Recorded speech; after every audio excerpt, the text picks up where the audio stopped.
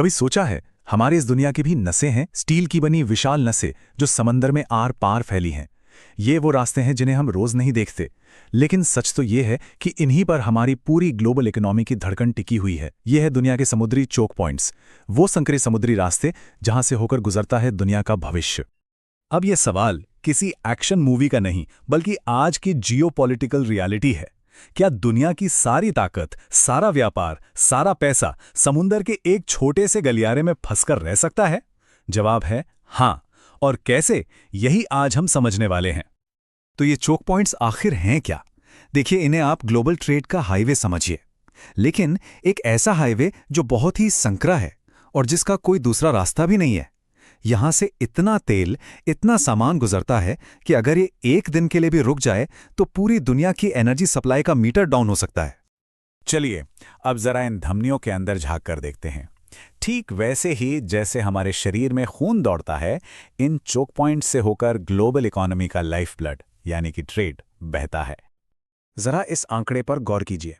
दुनिया का 76% पेट्रोलियम समंदर के रास्ते सफर करता है। यह सिर्फ एक नंबर नहीं है, यह हमारी इन समुद्री रास्तों पर निर्भरता की एक बहुत बड़ी कहानी है। यह हमें बताता है कि इन धमनियों में जरा सी भी रुकावट पूरे सिस्टम को कितना बड़ा हार्ट अटैक दे सकती है। तो अब मिलिए दुनिया के 3 सबसे बड़े गेटकीपर से।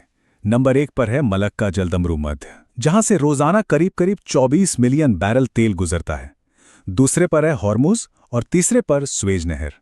ये सिर्फ नाम नहीं है, ये वो जगह हैं जहां दुनिया की बड़ी बड़ी ताकतें अपना दबदबा बनाना चाहती हैं। तो अब हम सिर्फ ज्योग्राफी की बात नहीं कर रहे हैं, अब हम जियोपॉलिटिक्स के चेस बोर्ड पर आ गए हैं। ये समुद्री रास्ते सिर्फ व्यापार के लिए नहीं, बल्कि ताकत दिखाने के अखाड़े भी बन चुके हैं। एक ऐसा खेल जहां एक गलत चाल पूरी दुनिया पर भारी पड़ सकती है। 20.9 मिलियन बैरल तेल, और ये आंकड़ा हर दिन का है। यह है हॉर्मुज जलदमरू मध्य की ताकत। मिडिल ईस्ट के तेल के कुओं को पूरी दुनिया से जोड़ने वाला ये रास्ता दुनिया का सबसे जरूरी ऑयल चोक पॉइंट है। इसका मतलब साफ है, यहां का कंट्रोल जिसके हाथ में, समझ लीजिए दुनिया की एनर्जी सप्लाई का स्विच भी उसी के हाथ में। लेकिन कहानी यहीं खत्म नहीं होती। अब इस नंबर को देखिए, 23.7 मिलियन। ये हॉर्मुज से भी ज्यादा है। ये आंकड़ा है मलक्का जलडमरू मध्य का, जो इसे दुनिया का सबसे व्यस्त और सबसे महत्वपूर्ण ट्रेड रूट बनाता है। यहां से सिर्फ तेल ही नहीं, दुनिया का हर छोटा बड़ा सामान होकर गुजरता है। तो इन दोनों में आखिर फर्क क्या है? देखिए, हॉर्मुज का जो चेसबोर्ड है वो मिडिल ईस्ट के तेल और ईरान अमेरिका के तनाव पर सेट है, लेकिन मलक्का का खेल बिल्कुल अलग है। ये हिंद महासागर को प्रशांत महासागर से जोड़ता है, और इसी रास्ते पर टिकी है चीन की सबसे बड़ी चिंता, जिसे दुनिया कहती है मलक्का डिलेमा। तो क्या है ये मलक्का डिलेमा? ये वो डर है जो चीन को रात में सोने नहीं देता। ये वो रणनीतिक कमजोरी है जिसने चीन को अपनी पूरी की पूरी फॉरेन पॉलिसी बदलने पर मजबूर कर दिया है। ये डर इस बात का है कि चीन अपनी एनर्जी और व्यापार के लिए मलक्का पर इतना ज्यादा निर्भर है कि अगर कभी जंग जैसे हालात बने तो भारत या अमेरिका इस रास्ते की नाकाबंदी कर सकते हैं। सोचिए, बस एक ब्लॉकेट और चीन की इकॉनमी का इंजन बंद हो सकता है। यही है वो दुविधा, वो मलक्का डिलेमा। और इस डर से निकलने के लिए चीन ने एक ग्रैंड मास्टर प्लान बनाया। पहला कदम, अपनी कमजोरी को मानना। दूसरा, बेल्ट एंड रोड इनिशिएटिव जैसे महत्वाकांक्षी प्रोजेक्ट से दुनिया भर में नए रास्ते बनाना।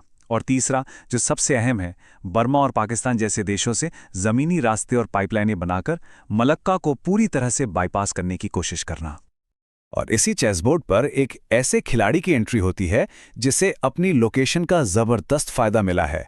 वो खिलाड़ी है भारत। हिंद महासागर में भारत की मौजूदगी इस पूरे खेल का समीकरण ही बदल देती है। मलक्का जलडमरू मध्य के ठीक मुंह पर एक गेटकीपर की तरह खड़े हैं भारत के अंडमान और निकोबार द्वीप समूह। ये लोकेशन भारत को एक ऐसी रणनीतिक ताकत देती है जो शायद किसी और के पास नहीं। यहां से भारत इस पूरे रास्ते पर न सिर्फ अपनी नजर रख सकता है, बल्कि जरूरत पड़ने पर उसे कंट्रोल भी कर सकता है। तो भारत अपनी इस ताकत का इस्तेमाल कर कैसे रहा है? वो अंडमान में अपनी नेवी को लगातार मजबूत कर रहा है। वो इस क्षेत्र के दूसरे देशों के साथ मिलकर समुद्री सुरक्षा बढ़ा रहा है।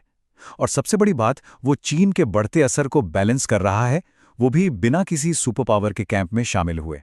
ये सब उस बड़े सपने का हिस्सा है जिसे हम विश्व गुरु कहते हैं। लेकिन एक बात हमें हमेशा याद रखनी चाहिए, जियोपॉलिटिक्स का नक्शा कभी पत्थर की लकीर नहीं होता। टेक्नोलॉजी, व्यापार और ताकत के बदलते समीकरणों के साथ ये हमेशा हमेशा बदलता रहता है। जो जगह आज दुनिया का सेंटर है, जरूरी नहीं कि कल भी हो। जिब्राल्टर के बारे में सोचिए, सदियों तक ये दुनिया का सबसे महत्वपूर्ण चोक पॉइंट था, लेकिन जैसे जैसे मिलिट्री टेक्नोलॉजी बदली, उसका महत्व भी बदल गया। ये बात बिल्कुल सटीक बैठती है। टेक्नोलॉजी में एक छोटा सा बदलाव किसी भी स्ट्रेटेजिक लोकेशन को रातों रात अनस्ट्रेटेजिक बना सकता है, या फिर किसी गुमनाम से रास्ते को दुनिया का नया पावर सेंटर बना सकता है। और यही हमें आज के सबसे बड़े सवाल पर ले आता है। ग्लोबल वार्मिंग की वजह से आर्कटिक की बर्फ पिघल रही है और बेरिंग स्ट्रेट जैसे नए समुद्री रास्ते खुल रहे हैं। तो क्या भविष्य का चेस बोर्ड आर्कटिक में बिछेगा? क्या दुनिया को एक नया चोक पॉइंट मिलने वाला है? और क्या ये नया रास्ता ग्लोबल पावर बैलेंस को एक बार फिर हमेशा के लिए बदल देगा? इन सवालों के जवाब ही